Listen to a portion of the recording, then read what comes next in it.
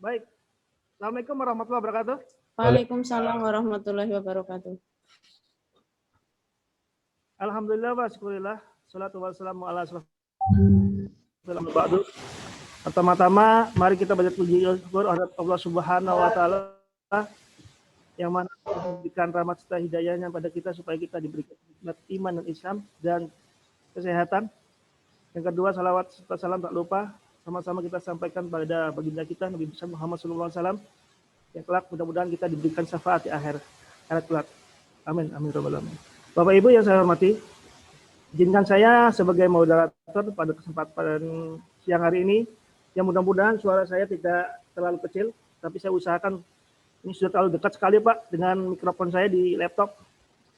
Baik, untuk pelaksanaan pada siang hari ini untuk kelompok 3 sebagai pelaksanaan awal mungkin akan disampaikan oleh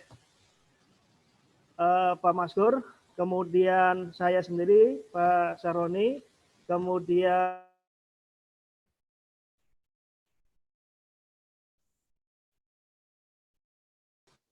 baik pada siang hari ini presentasi ini akan dibagi menjadi 7 pelaksanaan. Yang pertama nanti sudah saya jelaskan dan kesempatan masing-masing presenter diberikan waktu 15 menit untuk menjelaskan materinya. Untuk pertama silakan saya berikan kesempatan pada Pak Maskur sebagai presenter. Pak Maskur silakan, waktu dan tempat saya sediakan. Halo. Halo. Pak Maskur, dipersilakan. Ya. Silakan Pak. Iya Pak, terima kasih. Pak Sahroni dulu. Pak Sahroni dulu itu urutan pertama. Pak Sahroni dulu. Urutan pertama Pak Sahroni. Pak Sahroni. Baik. Akan saya mulai terlebih dahulu Bu ya. Di laptop saya enggak.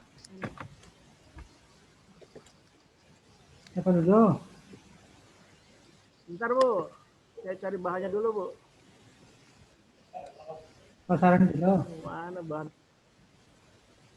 Yang sudah siap aja nggak apa-apa. Nah, Ajar rundek Pak Sahroni, kayak nyong boy. Turundak Bu, mikrofonnya tak cilik Bu. Susah. Ini sudah masuk belum Bapak Ibu? Sudah kelihatan? Nampak? sudah masuk.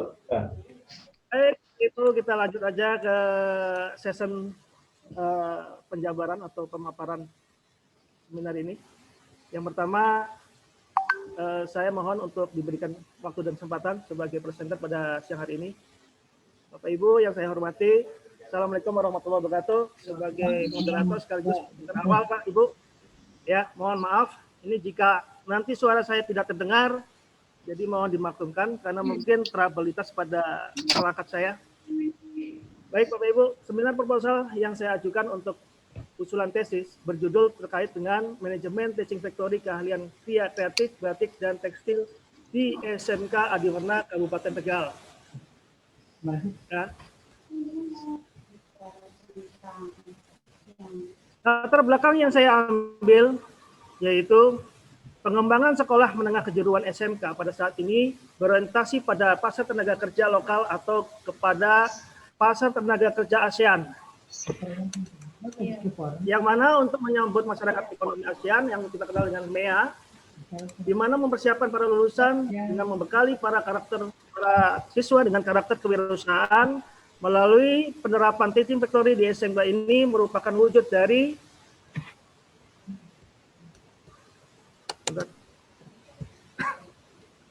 salah satu upaya Direktorat Pembina SMK untuk lebih mempercepat kerjasama atau aktivitas antara SMK dengan industri. Kemudian pembelajaran teaching factory yang dimaksud adalah model pembelajaran di SMK berbasis produksi atau jasa yang mengacu pada standar dan produksi atau prosedur yang berlaku di industri, di mana dilaksanakan dalam suasana peristiwa atau seperti yang terjadi di industri. Implementasi teaching factory di SMK dapat menjabani atau menjembatani kesenjangan kompetensi atau kebutuhan industri dan kompetensi yang dihasilkan oleh SMK. Yang mendasari penelitian ini adalah suatu peraturan dari pemerintah nomor 41 tahun 2015 pasal 6 ayat 1 yang mencantumkan bahwa penyelenggaraan pendidikan vokasi industri berbasis kompetensi harus dilengkapi dengan LSP, Teaching Factory, dan TUK. Dengan demikian, di SMK harus dapat menerapkan model pembelajaran Teaching Factory. Kemudian penerapan unit produksi atau Teaching Factory sendiri memiliki landasan hukum yaitu Peraturan Pemerintah Nomor 29 Tahun 1990 Pasal 29 Ayat 2 yaitu untuk mempersiapkan siswa-siswa sekolah menengah kejuruan menjadi tenaga kerja pada sekolah menengah kejuruan dapat didirikan unit produksi yang berorientasi pada profesionalisme.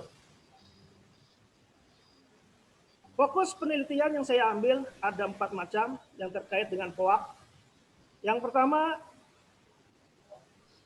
bagaimana perencanaan atau planning dari Teaching Factory di kompetensi keahlian kriya kreatif, batik, dan tekstil SMK 2 Adiwarna, Kabupaten Tegal. Yang kedua, bagaimana orientasi Teaching Factory di kompetensi keahlian kriya kreatif, batik, dan tekstil SMK 2 Adiwarna. Yang ketiga, bagaimana pelaksanaan atau executing Teaching Factory di kompetensi tersebut.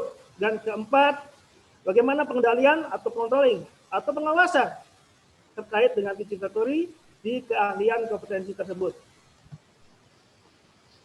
Tujuan penelitian ada 4 pula yang saya ambil. Yang pertama, mengetahui secara sistematik perencanaan atau planning Teaching Factory di kompetensi keahlian kriya kreatif, batik, dan tekstil SMK 2 Adiwarna Kabupaten Tegal. Yang kedua, mengetahui organisasi atau organization Teaching Factory di kompetensi tersebut. Kemudian yang ketiga, mengetahui pelaksanaan actuating Teaching Factory di keahlian tersebut.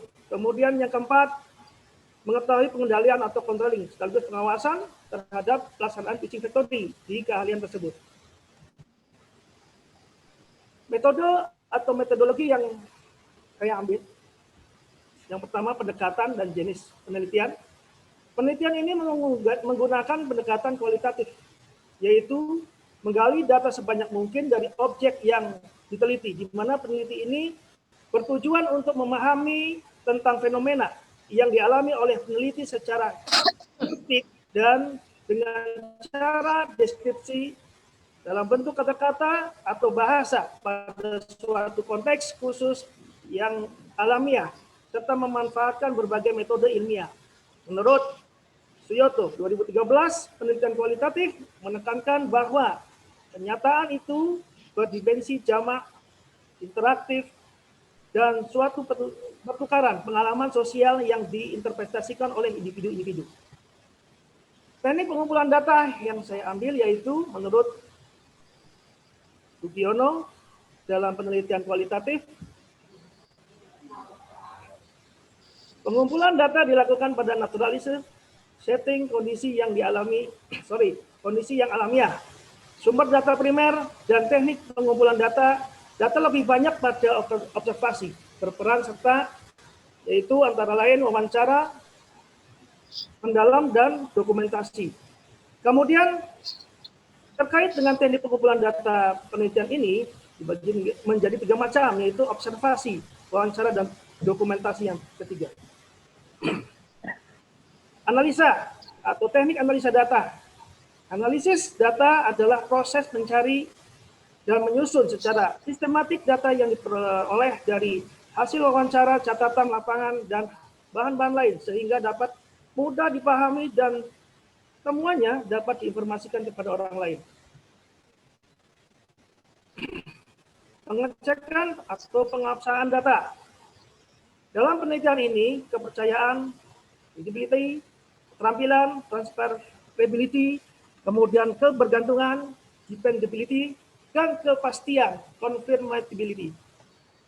Terhadap data hasil penelitian kualitatif dilakukan dengan cara triangulasi sumber berarti sorry Bapak Ibu, tenggorokan. Sumber berarti untuk menguji kredibilitas data dilakukan dengan cara mengecek data yang diperoleh melalui beberapa sumber.